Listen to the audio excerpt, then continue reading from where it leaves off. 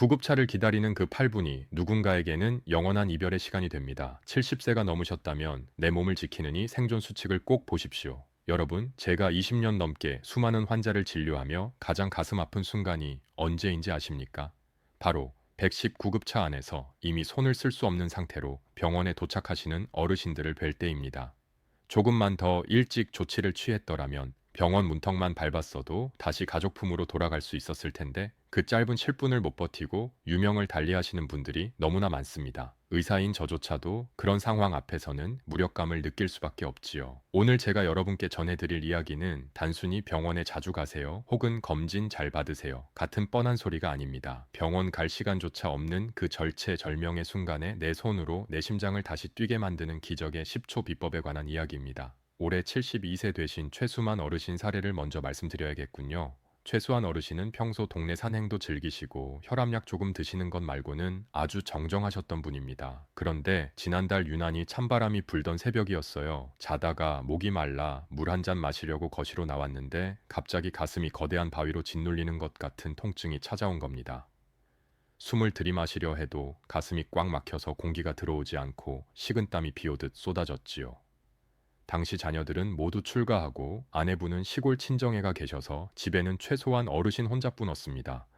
여러분 한번 상상해 보십시오. 아무도 없는 거실에서 나 혼자 가슴을 부여잡고 쓰러지려 할 때 그 공포가 얼마나 컸겠습니까? 여기서 우리가 꼭 알아야 할 무서운 사실이 하나 있습니다. 우리나라에서 매년 3만 명 넘는 분들이 심장마비로 쓰러지는데 그중 70% 이상이 집에서 혼자 있을 때 발생한다는 통계입니다. 더 기가 막힌 것은 심장이 멈추고 딱 4분이 지나면 우리 뇌는 산소 공급이 끊겨서 죽기 시작한다는 점입니다. 119를 불러도 고급차가 우리 집 대문 앞까지 도착하는 데 걸리는 평균 시간은 8분에서 10분입니다. 결국 구급대원이 도착하기도 전에 이미 골든타임은 지나가 버린다는 뜻이죠. 그래서 나를 살릴 수 있는 사람은이 세상에 오직 나 자신뿐이라는 사실을 여러분은 반드시 뼈에 새기셔야 합니다. 최수한 어르신은 다행히 제가 평소에 강조했던 응급처치법을 기억하고 계셨습니다. 의식이 가물가물해지는 그 찰나의 순간에 최한 어르신은 제가 알려드린 10초의 법칙을 실천하셨고 덕분에 심장이 다시 요동치며 숨통이 트이기 시작했습니다.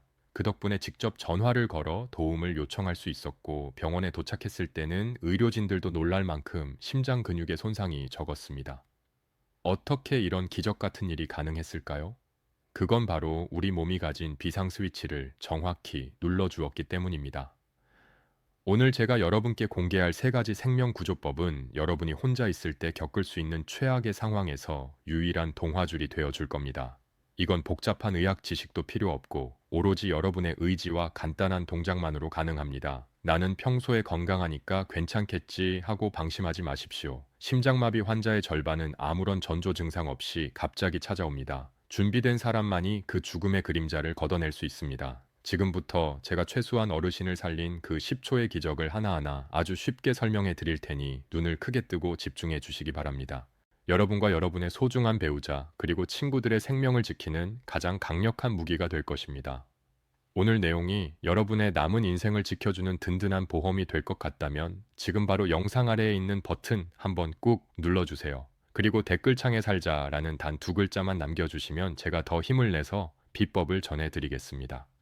여러분의 그 작은 참여가 제가 이 귀한 정보를 더 널리 알리는데 큰 힘이 됩니다. 자, 그럼 이제 최수한 어르신이 죽음의 문턱에서 어떻게 다시 살아 돌아오셨는지 그 첫 번째 방법부터 본격적으로 알아보겠습니다. 자, 서로는 거두절미하겠습니다. 지금부터 제 말씀을 귀담아 듣고 머릿속에 이 장면을 그리셔야 합니다. 여러분이 만약 혼자 있는데 가슴이 꽉 막히고 의식이 가물가물해진다면 지금 당장 이 두 가지를 하셔야 합니다. 이건 단순히 돈을 아끼자는 게 아닙니다. 멀쩡하던 여러분의 생명을 지키기 위한 마지막 생존 수칙입니다. 왜 이 방법이 여러분의 심장을 다시 뛰게 만드는지 그 놀라운 과학적 원리와 함께 하나씩 짚어드리겠습니다. 첫 번째로 실천해야 할 가장 강력한 방법은 바로 가슴이 터질 듯한 기침을 반복하는 것입니다. 그냥 애취하고 하는 가벼운 기침이 아닙니다.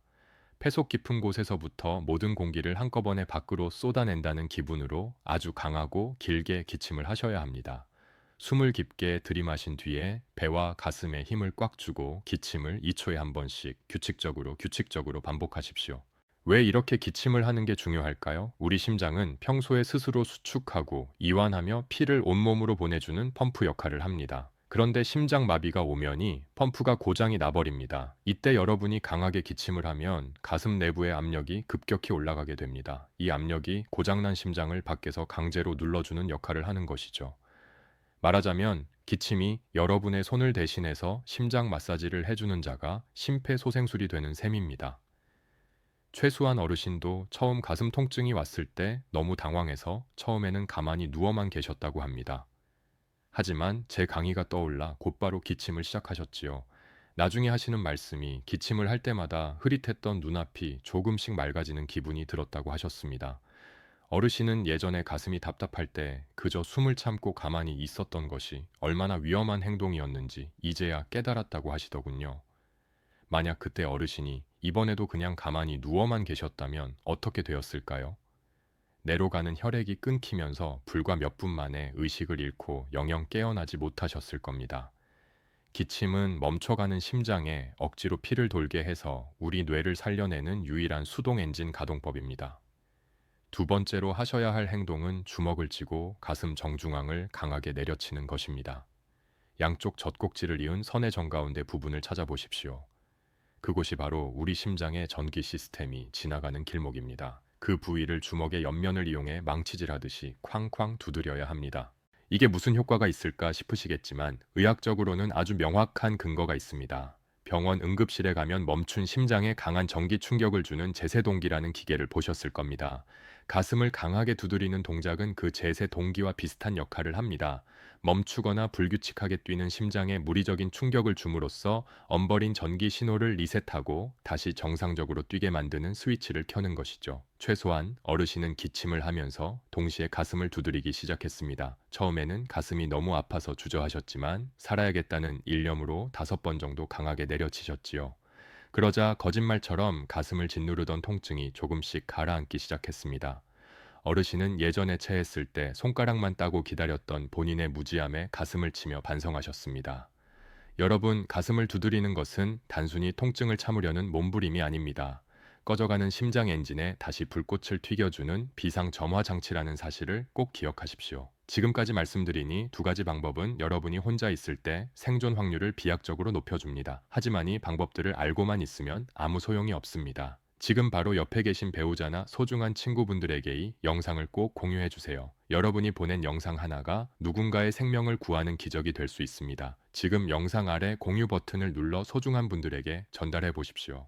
자, 그럼 이제 세 번째 방법과 함께 우리가 평소에 놓치고 있었던 심장 건강의 비밀을 더 깊이 있게 알아볼 차례입니다. 앞서 말씀드린 기침과 가슴 두드리는 법을 잘 기억하셨습니까? 이제 여러분의 목숨을 지켜줄 마지막 결을 알려드리겠습니다. 기침을 하고 가슴을 두드려 어느 정도 정신이 돌아왔다면 그 다음은 우리 몸의 비상정지 버튼이자 안정장치인 특정 부위를 아주 강하게 자극해야 합니다. 지금 당장 여러분의 엄지손가락과 집게 손가락 사이를 보십시오. 그 사이에 움푹 들어간 살집이 있는 부분을 아주 세게 눌러야 합니다. 손등 쪽에서 뼈와 뼈가 만나는 지점을 찾아 뼈 안쪽으로 손가락이 쑥 들어간다는 느낌이 들 정도로 강하게 압박하십시오. 그냥 살살 만지는 정도로는 아무런 효과가 없습니다. 의약 소리가 날 정도로 아프게 꾹 눌러야 합니다. 왜 이 동작이 심장마비 상황에서 우리를 살리는 도구가 될까요? 우리 몸에는 심장과 폐로 연결된 보이지 않는 심경고속도로가 있습니다. 이 부위를 강하게 자극하면 우리 몸의 부교감 신경이 활성화되면서 요동치던 심장 박동을 안정시키고 혈압을 조절하는 데 도움을 줍니다. 쉽게 말해서 과부하가 걸려 불이 나기 일보 직전인 전기 회로의 비상냉각수를 들이붓는 것과 같습니다. 이 자극은 심장으로 가는 혈액의 흐름을 조금이라도 원활하게 만들어 여러분이 구급차에 올라탈 때까지의 시간을 벌어주는 아주 소중한 보조수단이 됩니다. 최소한 어르신도 거실 바닥에 쓰러져 기침을 하며 이 부위를 필사적으로 누르셨습니다. 한쪽 손을 누르다가 힘이 빠지면 반대쪽 손을 번갈아가며 5초씩 강하게 압박하셨지요. 나중에 어르신이 말씀하시기를 손등의 통증이 너무 강해서 오히려 가슴 통증을 잠시 잊으실 수 있었고 그 통증 덕분에 정신줄을 놓지 않고 끝까지 버틸 수 있었다고 하셨습니다. 어르신은 예전에 가슴이 답답할 때 그저 가슴만 문지르며 좋아지기를 기다렸던 행동이 얼마나 어리석었는지 이제야 뼈저리게 느낀다고 하셨습니다. 가슴만 문지르는 것은 멈춘 자동차 본닛만 닦는 것과 같습니다. 우리는 지금 엔진에 직접 신호를 보내야 합니다. 여기에 덧붙여 여러분이 꼭 준비해 두셔야 할 비상용 화학 방패가 있습니다. 바로 아스피린입니다. 만약 집에 아스피린이 있다면 물과 함께 꿀꺽 삼키지 마시고 어금니로 잘게 씹어서 삼키십시오. 심장마비는 심장혈관의 피떡, 즉 혈전이 생겨서 피가 안 통하는 상태입니다. 이때 씹어먹는 아스피린은 혈관 속 피떡이 더 커지는 것에 막아주는 아주 강력한 소방수 역할을 합니다. 단 심장 수술을 앞두고 있거나 출혈 위험이 있는 분들은 주의해야 하니 평소 주치의와 상담을 해 두시는 것이 좋습니다. 많은 어르신이 가슴이 답답하면 그저 체한 줄 알고 소화제만 드시는 경우가 많습니다. 이것이 가장 위험한 오해입니다. 체한 것 같은 느낌과 함께 식은땀이 나고 왼쪽 팔이나 턱버근한 통증이 퍼진다면 그건 소화 문제가 아니라 심장이 죽겠다고 보내는 마지막 비명입니다.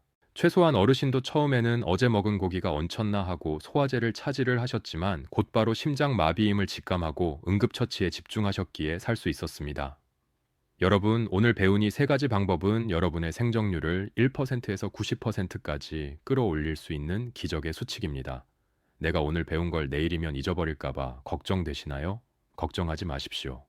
이 영상의 구독 버튼과 알림 설정 버튼을 꾹 눌러두시면 제가 주기적으로 여러분의 머릿속에 생존 비법을 다시 심어드릴 수 있습니다.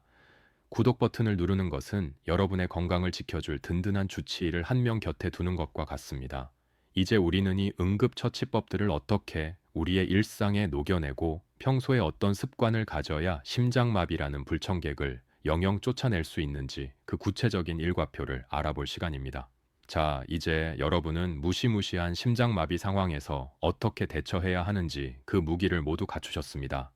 하지만 무기가 있어도 쓰는 법을 평소에 연습해두지 않으면 막상 전쟁터에 나갔을 때 당황해서 떨어뜨리기 매운이죠. 그래서 이번에는 최소한 어르신이 건강을 되찾은 뒤 지금까지 매일 실천하고 계시는 심장 건강 루틴과 여러분이 가장 궁금해하실 질문들을 아주 명쾌하게 정리해 드리겠습니다. 먼저 심장을 지키는 하루 일과표를 머릿속에 그려보십시오. 가장 위험한 시간은 바로 기상 직후입니다. 잠에서 깨자마자 벌떡 일어나는 행동은 주무시는 동안 쉬고 있던 심장에 날벼락을 내리는 것과 같습니다. 눈을 뜨면 바로 일어나지 마시고 침대 위에서 1분간 가만히 누워 계십시오. 그러고 나서 손가락 마디마디를 쥐었다 펴며 잠든 혈관을 천천히 깨우는 겁니다. 이때 아까 배운 손등의 혈자리를 가볍게 자극해주면 심장이 아주 부드럽게 하루를 시작할 수 있습니다. 낮 시간에는 틈틈이 자신의 호흡을 확인하셔야 합니다. 최소한 어르신은 점심 식사 후에 의자에 앉아 기침법을 아주 살짝만 연습하십니다. 진짜 심장마비 때처럼 강하게 하는 것이 아니라 가볍게 헛기침하듯이 흠소리를 내며 가슴의 근육을 이완시켜 주는 것이죠. 이렇게 하면 가슴 주변의 긴장이 풀리면서 혈액순환이 훨씬 좋아집니다.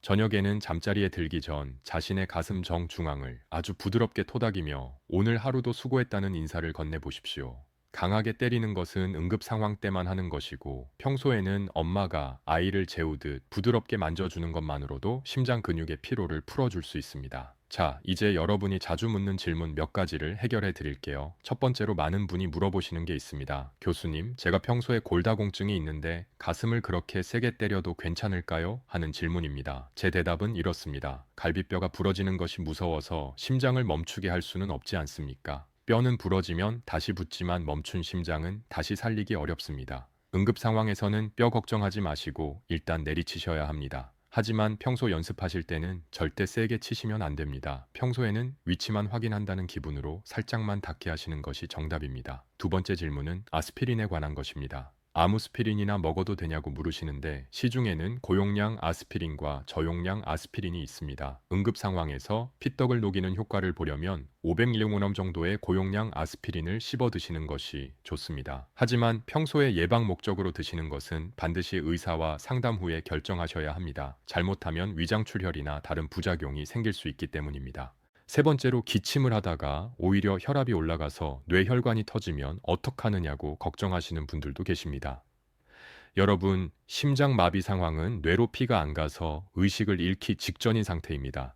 이때 기침으로 혈압을 잠시 높여주는 것은 뇌에 산소를 공급하기 위한 눈물겨운 노력입니다. 지금 당장 뇌가 굶어 죽어가고 있는데 혈압 조금 오르는 것을 걱정해서는 안 되겠죠. 의식이 있는 10초 동안 필사적으로 기침을 해서 뇌를 먹여 살려야 한다는 사실을 잊지 마십시오. 최소한 어르신은이 루틴을 실천하시면서 이제는 새벽 산책도 겁내지 않으십니다. 내가 대처법을 정확히 알고 있다는 자신감이 생기니까 오히려 심장이 더 튼튼해지는 것 같다고 웃으며 말씀하시더군요. 여러분도 이제 할 수 있습니다. 오늘 배운 내용을 잊지 않으려면 몸으로 직접 해보는 것이 최고입니다. 자, 지금 이 영상을 보신 여러분, 오늘부터 이 루틴을 시작하겠다는 의미로 댓글창에 시작이라는 두 글자를 남겨주십시오. 혹은 숫자 1번만 적어주셔도 좋습니다. 여러분이 남긴 그 짧은 글자 하나가 여러분의 잠재의식 속의 생존 비법을 깊이 각인시켜 줄 것입니다. 그리고 다른 분들이 남긴 댓글에도 힘내시라고 따뜻한 응원의 한마디 건네주시면 어떨까요? 우리 모두가 서로의 건강을 응원하는 든든한 동료가 되는 겁니다. 이제 마지막으로 오늘 배운 모든 내용을 핵심만 코거 요약해드리고 여러분의 평안한 노후를 위한 마지막 당부를 전해드리겠습니다. 오늘 저와 함께 달려오니 시간이 여러분의 인생에서 가장 소중한 10분을 선물해 드렸기를 진심으로 바랍니다. 우리는 오늘 죽음의 문턱에서 스스로를 구원한 72세 최소한 어르신의 기적 같은 이야기를 통해 세 가지 생존의 열쇠를 확인했습니다. 이제 마지막으로 오늘 공부한 내용을 여러분의 심장에 깊이 새겨 드릴 테니 천천히 복귀해 보시기 바랍니다. 오늘 우리가 배운 첫 번째 핵심은 바로 우리 몸 내부의 압력을 이용한 자가 펌프질이었습니다.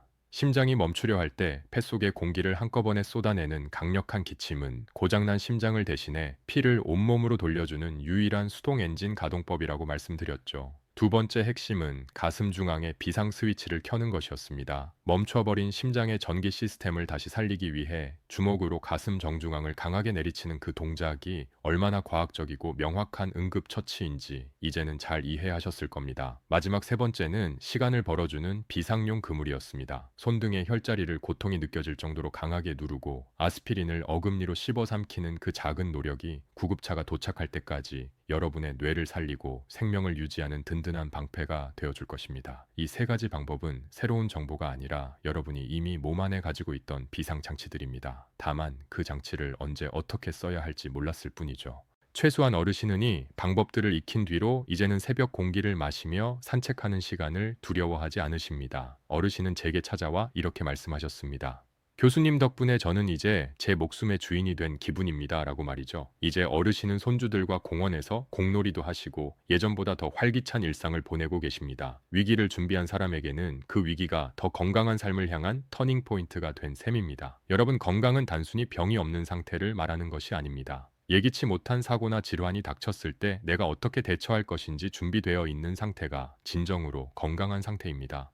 제가 오늘 알려드리니 10초의 법칙은 여러분이 사랑하는 가족 곁에 더 오래 머물 수 있게 해주는 사랑의 기술이기도 합니다. 내가 아프면 나만 힘든 것이 아니라 나를 바라보는 자식들과 배우자의 가슴에도 못이 박히게 됩니다. 그러니 오늘 배우니 동작들을 수시로 머릿속으로 그려보시고 가끔은 거울을 보며 연습해 보십시오. 여러분의 심장은 지금 이 순간에도 여러분을 살리기 위해 쉬지 않고 뛰고 있습니다. 그 고마운 심장이 잠시 휘청거릴 때 여러분의 손이 따뜻한 위로와 강한 에너지를 전해줄 수 있어야 합니다. 오늘 이 영상이 여러분의 남은 생을 지켜주는 가장 든든한 보험이 되었기를 바랍니다. 마지막으로 제가 꼭 드리고 싶은 말씀이 있습니다. 여러분은 혼자가 아닙니다. 저와 같은 의사들이 늘 여러분 곁에서 최선을 다하고 있고 여러분 스스로도 오늘처럼 지혜를 쌓아가고 있습니까요? 그러니 너무 불안해하지 마시고 오늘 가르쳐드린 수칙들을 자신감 있게 실천해 보시기 바랍니다. 여러분의 건강한 노후를 항상 응원하고 또 응원하겠습니다. 다음 영상으로 찾아뵙겠습니다. 감사합니다.